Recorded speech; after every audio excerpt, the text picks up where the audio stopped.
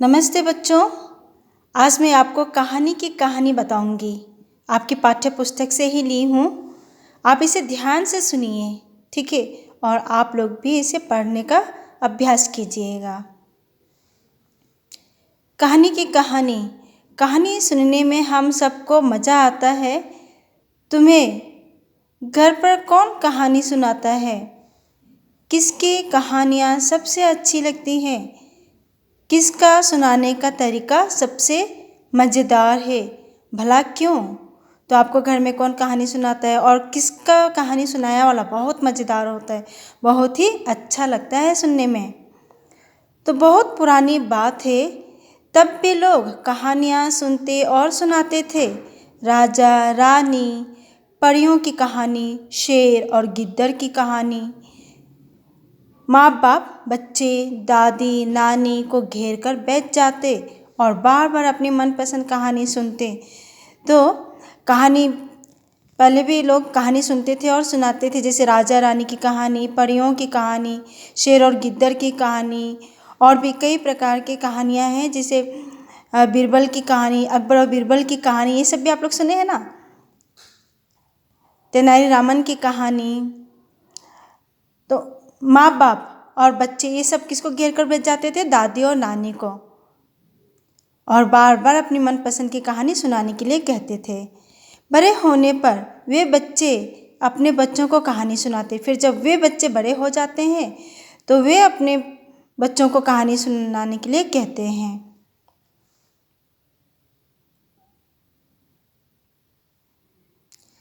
इसी तरह कहानियों का यह सिलसिला आगे बढ़ता। जैसे जो बच्चे कहानी सुनते हैं, फिर जब बड़े हो जाते हैं तो अपने बच्चे को कहानी सुनाते हैं। फिर वे बच्चे बड़े हो जाते हैं तो वे अपने बच्चे को सुनाते हैं। तो यह परंपरा, कहानी सुनाने का, सुनने का परंपरा चलते रहता है। यह सिलसिला आगे बढ़ते रहता है, ठीक है? बढ़ता गया। सिलसिला का अर्थ होता है क्रम। उनके बच्चों के बच्चे, फिर उनके बच्चों के बच्चे उन कहानियों का मज़ा लेते जाते, सुनते सुनने सुनाने से ही कई कहानियाँ आज हम तक पहुँची है। कहानी सुनाने के कई अलग तरीके थे। कोई आवाज़ बदल बदल कर सुनाता, कोई आंखें मटका कर, कोई हाथ के इशारों से बात आगे बढ़ाता, कोई गाकर और कोई नाच कर भी कहानी को सजाता। आज भी कई लोग पुरानी कहानियों को नाच गा कर सुनाते हैं। हर जगह नाच के ऐसे कई अलग अलग तरीके हैं। क्या तुम्हारे इलाके में कोई ऐसा कलाकार या कहानी कहने वाला है? तो देखिए, कहानी सुनाने का भी अलग अलग तरीके थे, अलग अलग ढंग से कहानी सुनाते थे। कोई अपनी आवाज़ को बदल कर सुनाता था, कोई मोटी आवाज़ में, कोई सुरीली आवाज़ में, ठीक है? कोई आंखें मटका कर, जैसे आंखें को नचा कर, कोई हाथ के इशारों से कहानी को आगे बढ़ाता, कोई तो गा कर नाच कर कहानी को सजाता संवारता था। आज भी लोग पुरानी कहानियों को नाच गा कर सुनाते हैं। किसी किसी गाँव में आप जाएंगे, देखेंगे ना, तो वहाँ आज भी लोग नाच गा कर कहानी को सुनाते हैं। हर जगह नाच के ऐसे भी कई अलग अलग तरीके हैं। तो क्या आपके इलाके में भी नाच कर गा कर कहानी को सुनाया जाता है, बताया जाता है? ऐसा कोई कहानी कहने वाला है या कलाकार है तो आप पता कीजिए, ठीक है?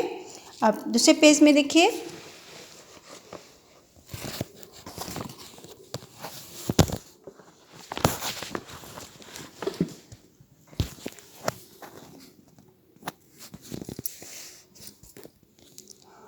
पंचतंत्र की कहानियाँ सालों से लोग सुनते सुनाते चले आ रहे थे। फिर लोगों ने सोचा क्यों नहीं इनको लिख कर रख लें, इस तरह भूलेंगी भी नहीं और संभली भी रहेंगी। ऐसी कई कहानियों को एक एक पोथी में लिख लिया। पोथी का नाम रखा पंचतंत्र। तो कहानी सुनाने का तो कई सालों से यह सिलसिला चल रहा है। तो सिर्फ मुँह से बोलने वाला और सुनने वाला, यह तो इतिहास में हम नहीं रख सकते इसको, मतलब कई सालों तक यह नहीं जा सकता, वो उसमें बदलाव भी आ सकता है। तो इस कारण कहानियों को लिख कर रखा जाने लगा और एक पुस्तक बनाया गया। सारी कहानियों को एक साथ, जैसे एक एक कहानी को एक एक पन्ना पर लिखकर उसे रखा गया और उससे पुस्तक बनाया गया। ठीक है, तो उस पुस्तक का नाम रखा गया पंचतंत्र। पोथी का मतलब होता है पुस्तक, तो उस पुस्तक का नाम रखा गया पंचतंत्र। जो आज हम पंचतंत्र की कहानी पढ़ते हैं ना, वो सब कई सालों की पुरानी कहानी है। उस समय लोगों के पास कागज और किताबें तो होती ही नहीं थी। सोचो कहानियों को कैसे लिखा होगा।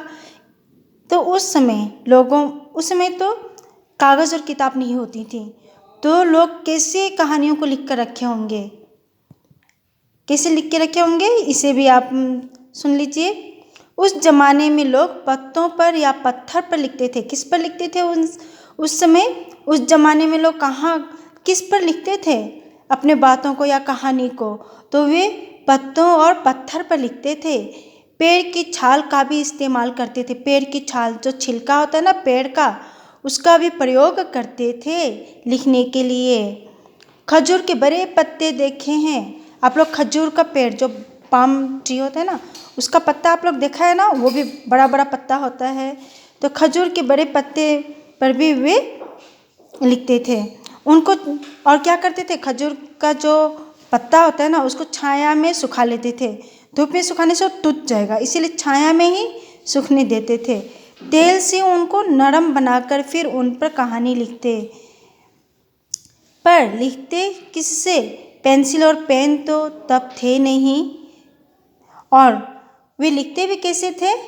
क्योंकि उस समय, उस जमाने में पेन और पेंसिल तो नहीं थे। और खजूर के पत्ते को छाया में सुखाकर उसे तेल लगाकर नरम कर लेते थे, नरम बनाकर तब उस पर कहानी लिखते थे। पक्षी के पंख से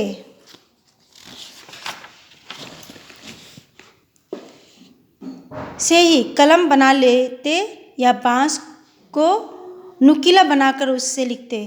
तो पेन पेंसिल तो नहीं थे, इसलिए वे पक्षी, चिड़िया के पंख को ही ले लेते थे और उसका जो नीचे का नुकीला भाग होता है ना, उसी से वे लिखते थे। या बांस की नुकीला बना लेते थे, बांस को काटकर, चीरकर। स्याही भी खुद घर पर बनाते थे, और उस समय स्याही, इंक भी नहीं होता था, घर पर ही बनाते थे। क्या तुमने कहीं लकड़ी की कलम देखी है? आप लोगों ने लकड़ी की कलम देखी है?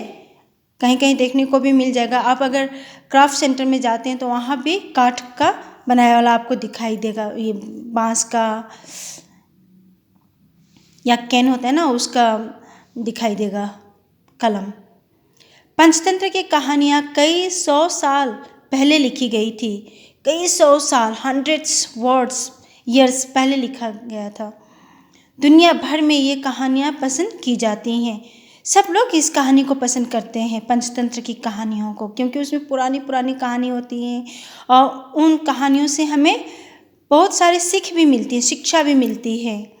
कई लोगों ने अपनी अपनी भाषा में इस पोथी को लिखा था, अपनी अपनी भाषा में इस किताब को लिखा था।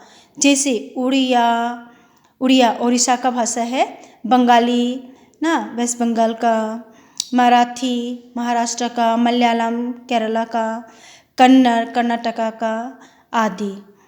यहाँ पंचतंत्र की एक कहानी की एक पंक्ति दी गई है। यहाँ एक लाइन दी गई है नीचे। पंचतंत्र की एक कहानी की एक पंक्ति है। यह पंक्ति कई भाषाओं में लिखी है। एक ही पंक्ति है लेकिन वह कई भाषाओं में लिखी गई है। सिंह श्रीगाल कथा। अब इसी को देखिए, कई भाषाओं में लिखा है। अस्ति कमिश्चित वनोदस्य वज्रदंष्ट्रो नाम सिंह। ये क्या है? संस्कृत में। और हिंदी में, किसी वन के एक इलाके में वज्रदंष्ट्र नाम का एक सिंह रहता था। यहाँ में देखिए अलग अलग भाषा दिया गया है। कथा मतलब कहानी। तो इनमें से तुम कौन सी भाषा पहचान पाए? कौन सी भाषा को आप पहचान पाए हैं इसमें? ऊपर वाली संस्कृत, दूसरी जो है वो क्या है, हिंदी। ठीक है, इसी तरह से आप लोग भी पता करोगे कि ये कौन कौन सी भाषा है। हाँ, इसमें बंगला भाषा भी है, उड़िया भाषा भी है, और आप इसको देख लें, और कन्नड़ भाषा भी है। ठीक है,